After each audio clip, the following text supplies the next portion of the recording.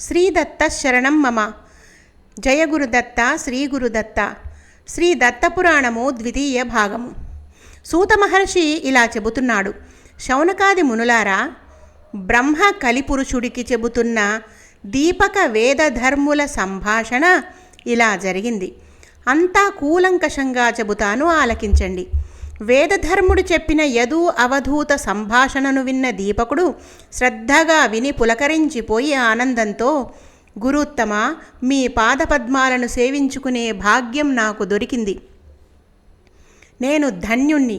నన్ను కన్న తల్లిదండ్రులు ధన్యులు.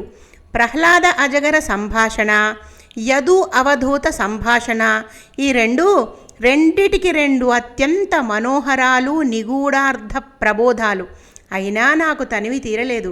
ఇంకా దత్తమహిమలని వినాలి, తెలుసుకోవాలి అనే నా కుతూహలం నా మనస్సును తొందర పెడుతున్నది. దయచేసి మిగతా దత్తకథలు కూడా చెప్పి నన్ను తరింపజేయండి. నా జన్మ చరితార్థం చేసుకుంటాను.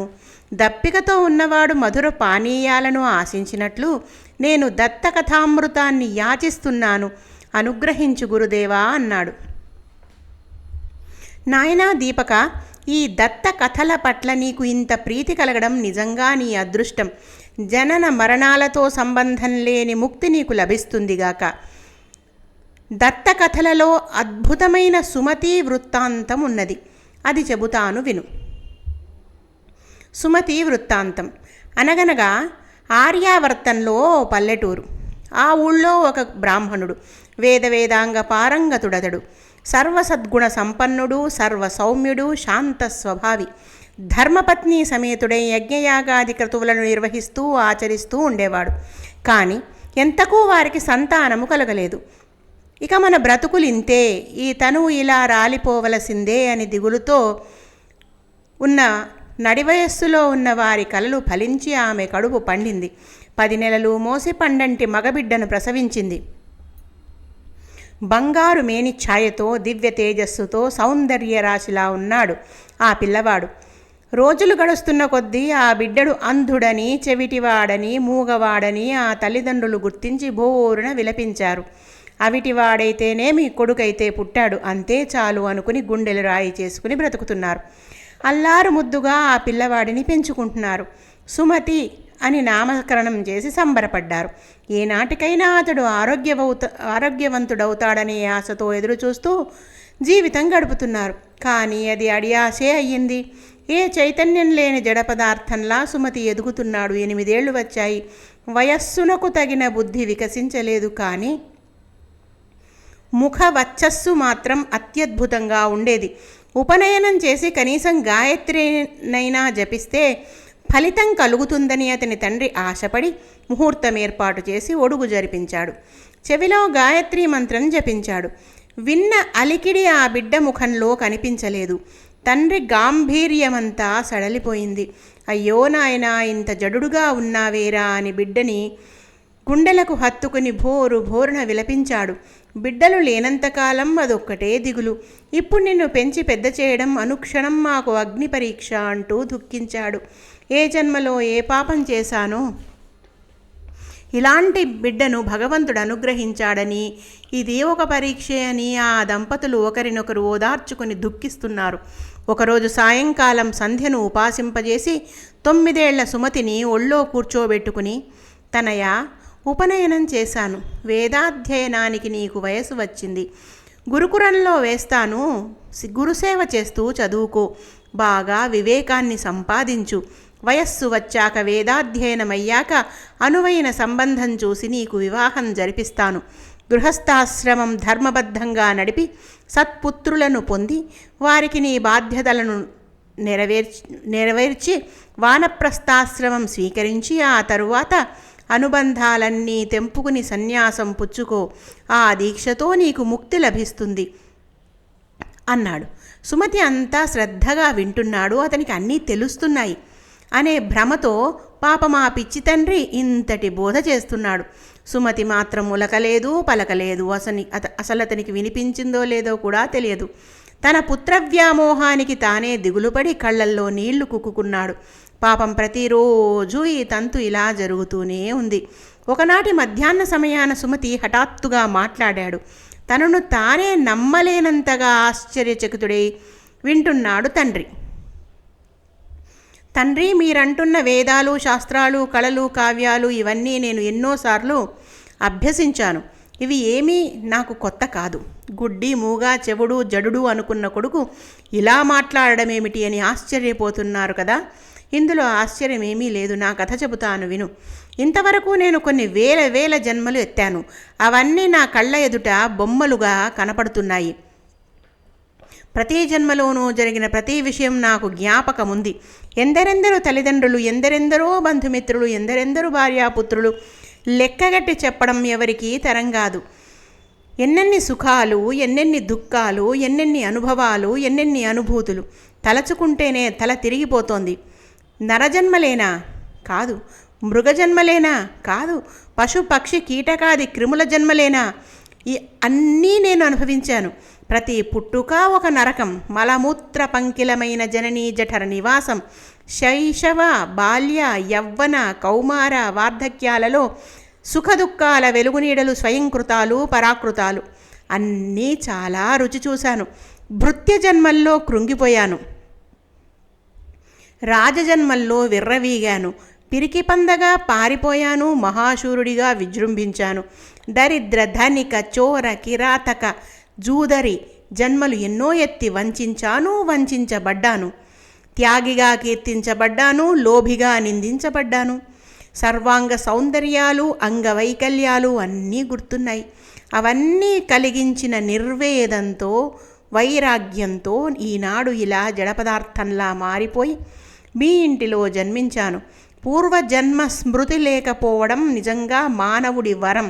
లేకపోతే నాలాగే అందరూ జడపదార్థాల వలె ఉంటారు, నిర్వేదంలో మునిగిపోయేవారు. సరే, ఆ జన్మలు, ఆ కష్టాలు, ఆ వైరాగ్యాలు వాటి మాటకేం గాని తండ్రి, నీవు చెబుతున్న వేదోక్త కర్మల పట్ల నాకు సదభిప్రాయం లేదు. అవి నాకు రుచింపవు. యజ్ఞయాగాదులు చేయడం, సర్వసౌఖ్యాలు, స్వర్గసౌఖ్యాలు అనుభవించడం, సంపాదించుకున్న పుణ్యం కాస్త ఖర్చు కాగానే మళ్ళీ భూలోకంలో గర్భవాస నరకం అనుభవించడం, ఏదో ఒక జన్మ మళ్ళీ ఎత్తడం, మళ్ళీ దుష్కర్మలు, సత్కర్మలు, నరకయాతనలు, సుఖదుఖాలు అనుభవించడం, మళ్ళీ పుట్టడం, మళ్ళీ గిట్టడం, ఇంతే కదా జనన మరణ చక్రంలో పడి కొట్టుమిట్టాడడం. దీనికి విసుగు విరామం లేదా? నీవంటున్నట్లు కర్మ మార్గం ఇంతకన్నా ఉత్తమ పదాన్ని అందిస్తుందా? ఇంతకన్నా ఉత్తమ పదం ఉంది అని అసలు నీవు గుర్తించావా? జనన మరణాలకు అతీతమైన శాశ్వత ఆనందధామం కదా మనం చేరుకోవాల్సింది. దాన్ని పొందాలి అంటే జ్ఞాన మార్గం ఒక్కటే శరణ్యం. నిర్గుణ పరబ్రహ్మను ఉపాసించడం ఒక్కటే జ్ఞాన మార్గం. సర్వసంగ పరిత్యాగము, రాగద్వేషాది ద్వంద్వాలకు లొంగని ప్రవృత్తి అలవర్చుకోవడమే జ్ఞానమంటే. ఇది ఉన్నవాడికి దుఃఖం ఉండదు, కర్మబంధం ఉండదు. జన్మరాహిత్యమే చివరి ఫలం. తండ్రి, ఇది నీవు తెలుసుకోవాలి అన్నాడు. ఆశ్చర్యచకితుడై కళ్ళు అప్పగించి తండ్రి విని రవ్వంత తేరుకున్నాడు. ఇంతటి జ్ఞాని తన ఇంట పుట్టినందుకు ఆనందం కలుగుతున్నా చిన్నవాడి వైరాగ్య మాటలు అతనిని కలవరపరిచాయి. జడుడు అనుకున్నవాడు నేడు జ్ఞాని అయ్యాడని సంతోషించాలో లేక ఈ ధోరణికి దుఃఖించాలో అగమ్య గోచరంగా ఉందతనికి. నాయనా సుమతి, ఏమిటి నీ మాటలు? ఒక్క నిమిషంలో నీకు ఇంతటి జ్ఞానం ఎలా వచ్చింది? పూర్వజన్మల స్మృతి ఎలా కలిగింది? ఏదైనా శాపకారణంగా నీవు మా ఇంట జన్మించావా? నన్ను మీ అమ్మను మళ్ళీ దుఃఖసాగరంలో ముంచి వెళ్ళిపోతావా? అసలు నీ జన్మరహస్యం ఏమిటి చెప్పు అని ఆందోళనతో అడిగాడు.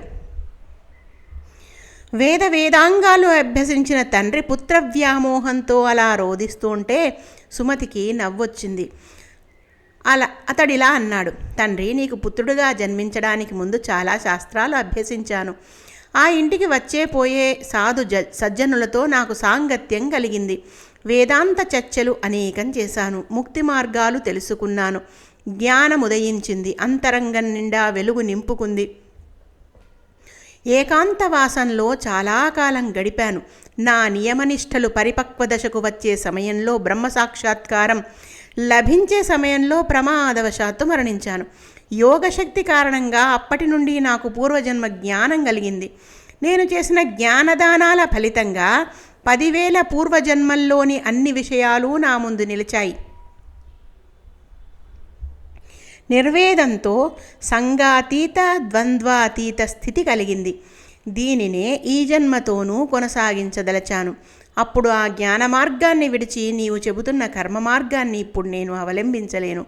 ఏ మార్గంలో ఎవరు ప్రయాణం చేసినా అందరూ చేరుకునేది గమ్యమే. అదే అందరి లక్ష్యం.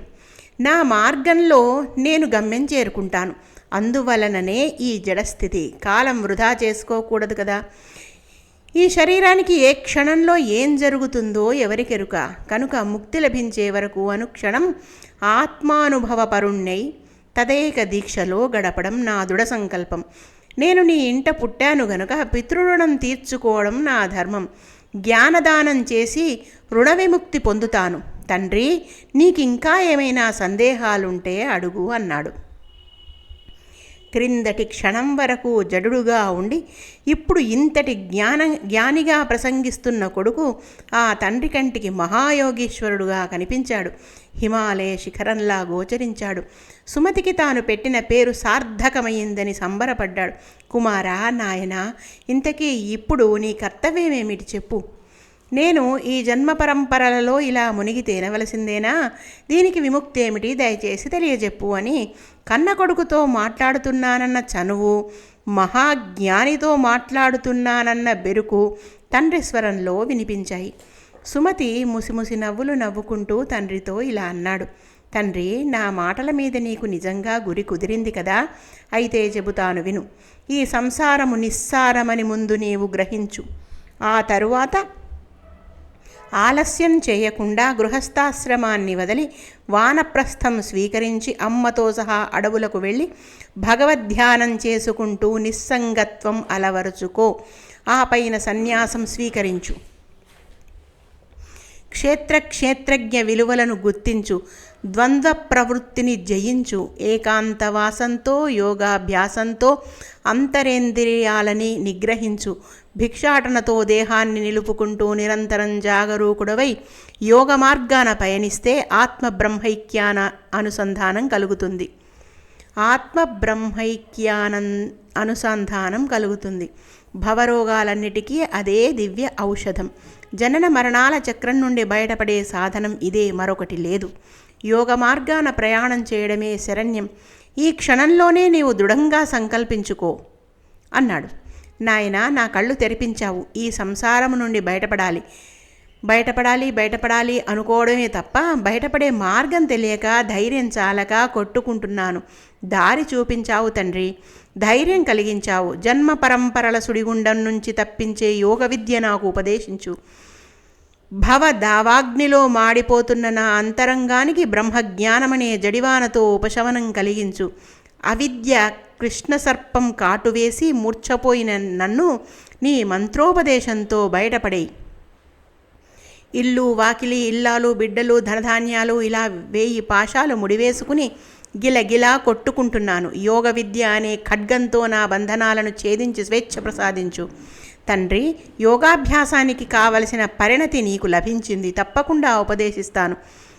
వెనుకట దత్తయోగేంద్రుడు అలర్కునికి చెప్పిన యోగ విద్య నీకు చెబుతాను, శ్రద్ధగా విను అన్నాడు.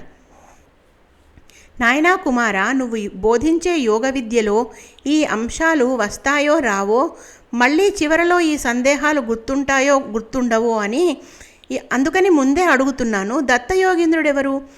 అలర్కుడు అంటున్నావు, ఆయనెవరు? వీళ్ళ జన్మ వృత్తాంతాలు ముందుగా చెప్పి ఆ పైన యోగ విద్య చెప్పు అని అడిగాడు. తండ్రి, అడగవలసిందే అడిగావు. వీరిద్దరి గురించి చెప్పకుండా యోగ విద్య ఎలా చెప్పగలను? ముందుగా దత్తయోగీంద్రుని ఆవిర్భావానికి హేతువైన పావన గాథ చెబుతాను విను అని ఇలా చెప్పసాగాడు. శ్రీ దత్తాయ గురవే నమః.